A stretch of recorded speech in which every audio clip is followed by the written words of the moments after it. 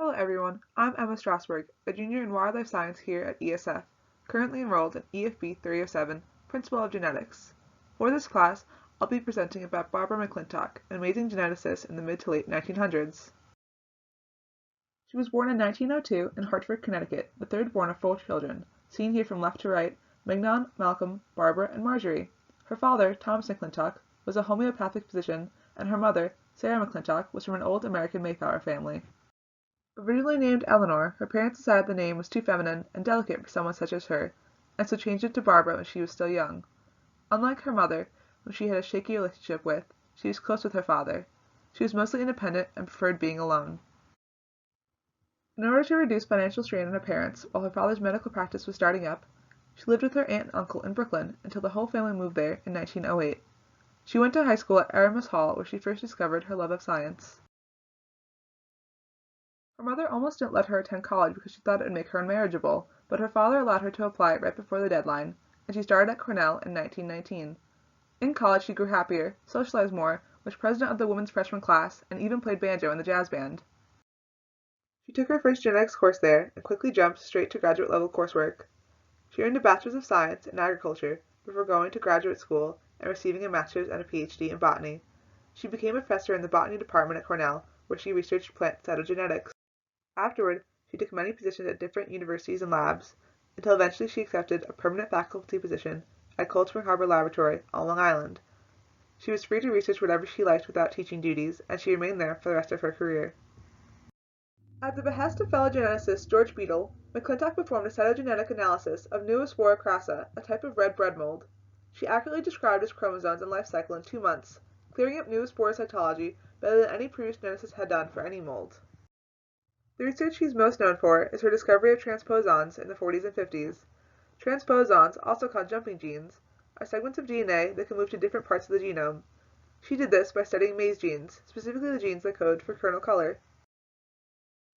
The gene McClintock was studying had 2 alleles, a dominant purple and a recessive brown. There was also another gene that is epistatic to that one, whose recessive allele C leads to color development, but the dominant allele C', prevents color from being expressed, leading to a colorless phenotype. McClintock bred 2 strains of corn together, one with a dominant white phenotype and one with a recessive brown phenotype, and studied samples of the offspring's kernels under a microscope, using staining techniques to enhance the contrast in the microscopic images. The offspring kernels were expected to be colorless, regardless of genotype, since they would all be heterozygous for the colorless gene. Instead, the kernels were white with varying amounts of brown spots, as shown in the image.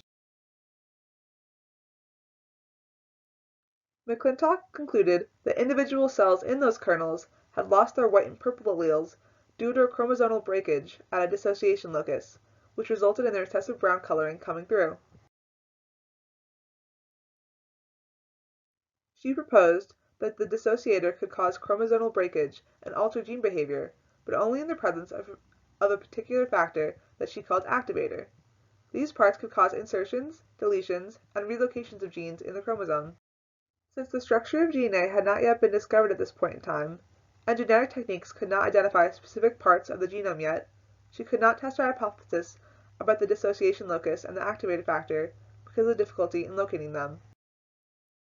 She released her work in a paper entitled The Origin and Behavior of Mutable Loci in Maize, and presented it at the annual symposium at Cold Spring Harbor Labs in 1951. Her discovery was met with skepticism and hostility, and it was ignored until other scientists identified them in the 1970s.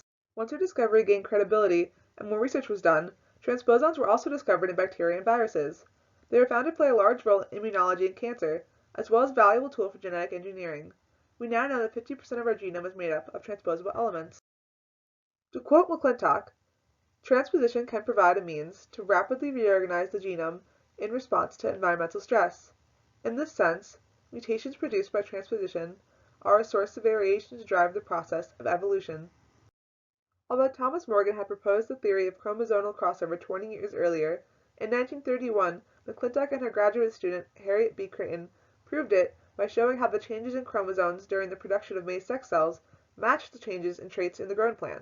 McClintock received the National Medal of Science from President Richard Nixon in 1971, with many more awards and honorary degrees following. In 1983, she was awarded the Nobel Prize in Physiology or Medicine for her discovery of transposons, making her the first woman to win the prize without sharing it. She was 81 years old at this time, but she had finally gotten the recognition she deserved. She called herself a free spirit, never making any close attachments and spending her last years as a key researcher and leader in her field. She passed away in 1992 of natural causes at the age of 90. That concludes my presentation. Thank you for listening.